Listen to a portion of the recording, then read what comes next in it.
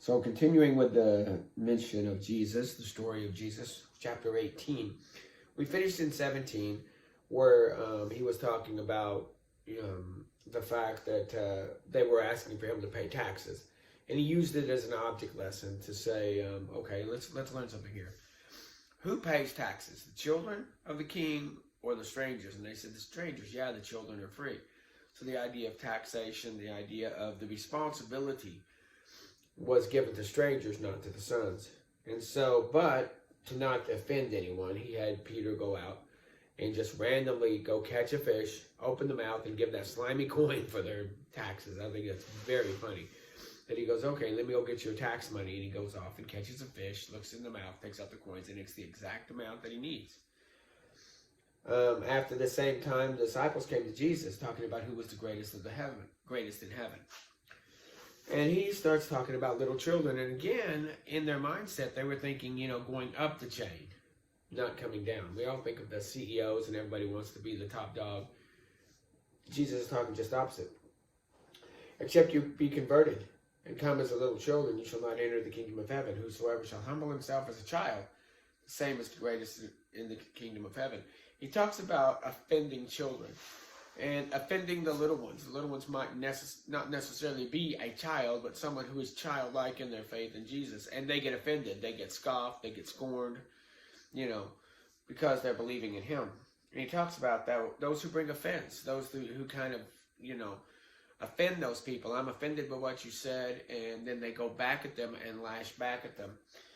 He talks about that offenses will come, but woe to the men who are doing those offenses. It's better than a millstone were tied around their neck. He even says that their angels are watching the face of God. So here you've got this where he's talking about this. Whosoever will offend one of these little children, it would be better that he had a millstone. A rope was tied to a millstone and hanged about his neck, and he was drowned in the sea. Woe to the world because of offenses. Now the problem here we have is he starts talking about if your right hand offend thee, or if your right eye offend thee. The idea that, or if your foot offend you, cut it off. We think that's an axiom. It's not. It's tied to a person who is offensive.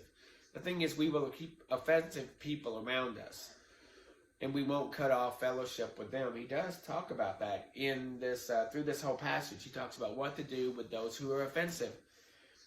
Because he starts talking about if your hand or your foot offend thee, cut it off. It's better for thee to enter into life halt and maimed than to have 2 hands and 2 feet and cast into everlasting fire. Once again, talking about hellfire, everlasting fire. And if your eye offend thee, pluck it out and cast it from you. It's better that you shall enter life with 1 eye than having 2 eyes and go into hell. And he's kind of talking about hellfire. When he talks about hellfire, he talks about brimstone. He talks about fire. This isn't annihilation. But this whole thing is not about, well, my hand bothers me. Remember when he said leaven of the Pharisees and the disciples didn't get it? Well, here, for 2,000 years, he goes, if your hand offends you, cut it off. Well, he's not talking about cutting off your hand. He's talking about if that person in your life is offending you, get rid of them. Just move them on. Because they will be this drain to you. They will pull you away. They are offensive. And they're offensive to God. When a man comes to Christ and he has these offensive, now friends are living offensive lifestyles. He's got to take care of that.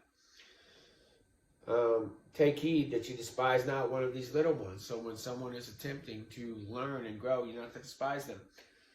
In heaven, their angels do behold the face of the Father. And it's interesting how you get the idea here. That the angels are watching the Father, they're looking to see if the Father frowns, and they're going to go take care of what the Father wants. So you better be careful how you treat these little ones. He also talks about the lost sheep, which we hear a lot about. He's going back to lost sheep. I verily say unto you that there is more rejoicing, more for that sheep than for the 99 that were astray. Even so, it is not the will of the Father, which is in heaven, that none of these little ones should perish. He doesn't see people as adult sinners. He often sees them as little ones. And these little ones, they're attempting to learn and grow. You're not to offend them, but people will. And it's better that they don't. But all of this is about offense. This whole thing is about who is the greatest. Well, before you're going to do that, we're going to talk about what it is and talking about young children. And talking about offending those children. Then he talks about getting rid of people who are offensive. and talks about lost sheep. He does all of this. And then he ties it to, and if a brother trespass against you, and you tell him his fault between thee and him alone, and he will hear it, you've gained your brother. But if he won't hear it, you take two or more, that in the mouth of two witnesses everything would be established. We're not just supposed to be walked on. If there's an established wrong, you take it upstream. And if then they won't listen to the two or three witnesses, then you will treat that one as a heathen and as a publican. So the idea that there are times we need to cast people out of your life. Whosoever shall bind on earth shall bound in heaven, and whatever is loosed on earth is loosed in heaven. We've heard that before. That was given to Peter over in chapter 16.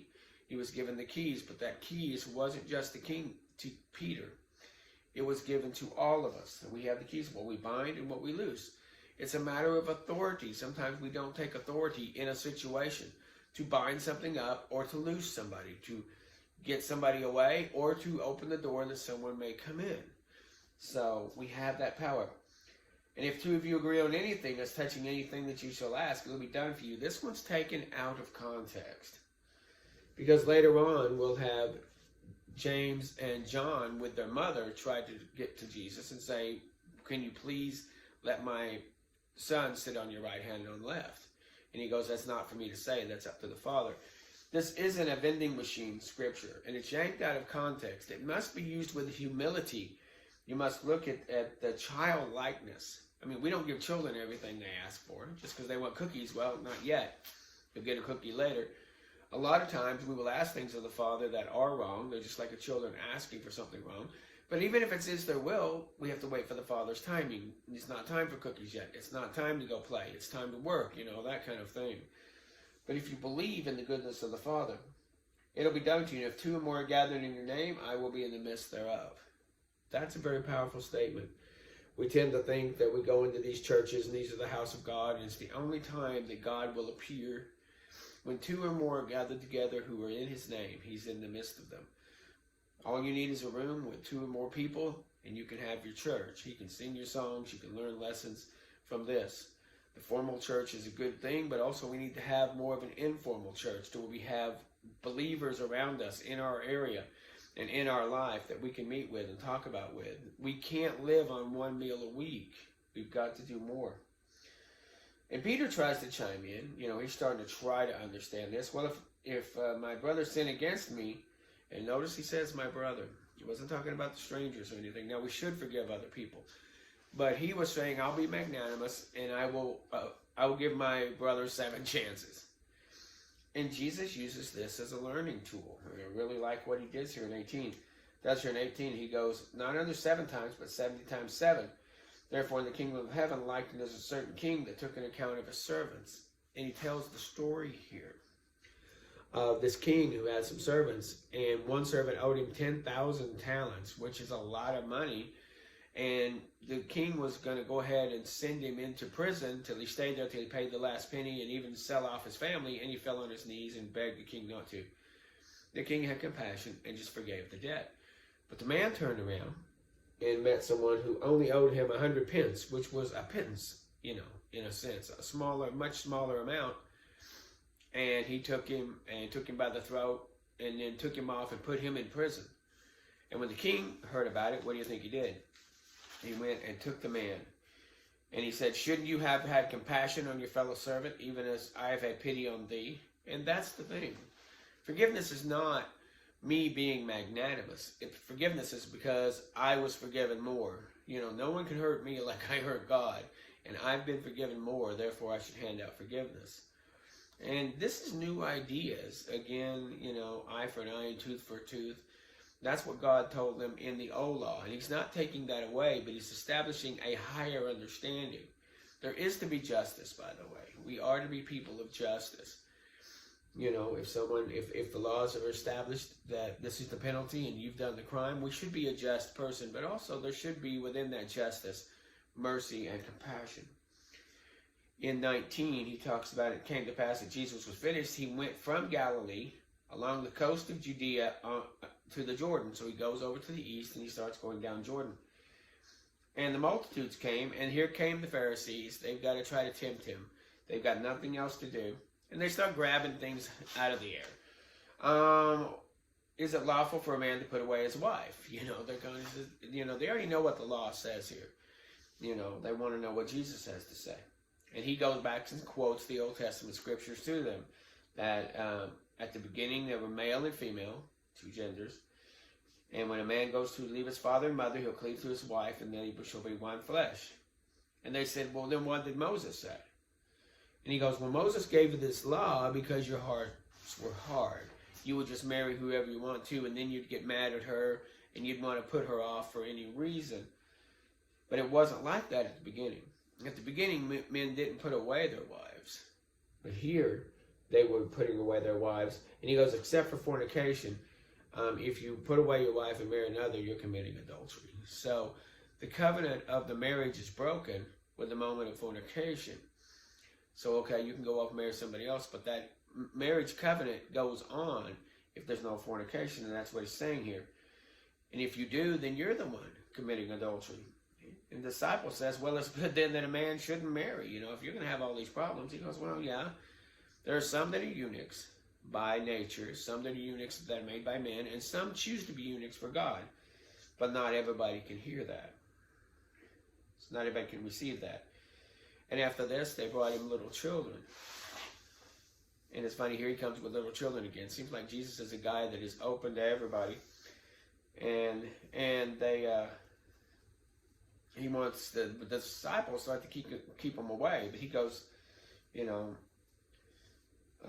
what does he say here? He says, suffer little children to come unto me, for such is the kingdom of heaven. Again, reiterating what he just said in 18, where he'd made little children important. And here we're getting the idea that the disciples weren't getting it, so I got to reinforce that one. And then we have the story of the rich young ruler. And it's very interesting to read this entire story where he goes in and kind of justifies himself. What must I do to have eternal life? And then Jesus told him, well, keep the 10 Commandments. And he goes, well, I've kept them all. Well, he probably didn't, but okay, we'll go with that. In his own mind that he did. I've kept these all from my youth. What lack I yet? And he goes, if you want to be perfect, then go sell everything you have and give it to the poor, and you'll have treasures in heaven, and come and follow me. Jesus often finds that thing that we don't want to give up and says, that's the thing I want you to give up to follow me. And it says the young man heard these things. He was very sorrowful because he had a lot of possessions. He had a lot of stuff. Then Jesus talks about that it's harder for a rich man to enter the kingdom of heaven, but it's easier for a camel to go through the eye of a needle than for a rich man to enter into the kingdom of God. Now, I've had some historians trying to say, well, there was a place where they called the eye of the needle, and he was referencing some geological or archaeological place, which was hard to get through because it's very narrow. No, once again, we know that Jesus has used figurativisms like the leaven of the Pharisees, and he's doing that again, like the foot and like the eye. It's not a foot and it's not an eye.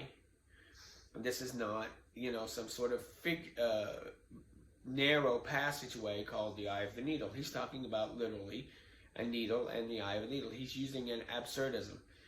He's using hyperbolic language. This is absurd to think that a man go through a needle.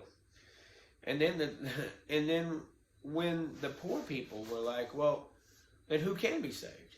If the rich can't be saved, who can be saved? Because in their mind, the people who are obedient and rich are the ones who can be saved.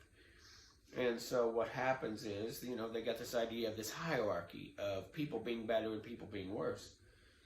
But it's not what is impossible with men, but it's possible with God. And Peter kind of chimes up and makes a good point. He says, well, we've given away everything to follow you. And he says, verily I say unto you that you which followed me in the regeneration, when the Son of Man shall sit on this throne of glory, you shall also sit upon 12 thrones, judging the 12 tribes of Israel. Here we go. They're going to judge the 12 tribes of Israel. And every one of you that has forsaken houses, or brethren, or sisters, or father, or mother, or wife, or children. Notice he says wife, not wives. Wife. He's talking about individual people or lands. For my sake shall receive 100-fold and shall inherit everlasting life. So he gives them the long scope, the long drawn out. And many that are first will be last, and the last shall be first. So these ideas that are brand new, they're so old to us, they're 2,000 years old. These people couldn't contemplate that someone of their stature could actually receive from God. You had to follow these rules and these roads and be a certain way and do a certain thing and tithe a certain way, and it felt like it was impossible. But he goes, what is with men, this is impossible. With God, all things are possible. Now that means the rich could be saved. It's not saying that the rich couldn't be saved. It's just harder for them because of possessions. But here also, he's lining people up to let you know that whatever you've given away, you're going to get replaced more. And the idea that the 12 tribes are going to be in heaven, they're represented there. He says that, and you shall sit on 12 thrones, judge 12 thrones, judging the 12 tribes of Israel. We have this whole concept of the lost tribes, in this whole idea of losing 10, only have 2. No, there's going to be 12 tribes. And the idea that you put this together is that the apostles will be over the tribes, and the tribes will be over the nation, and Messiah will be over the apostles. So you get that kind of hierarchy moving here. But it's wonderful stuff he's saying to give faith to his disciples, and they're going to need it because we start one more chapter, and then we're going to go into the triumphal entry, and we roll right onto the cross, and then right onto resurrection. And that's where we're going.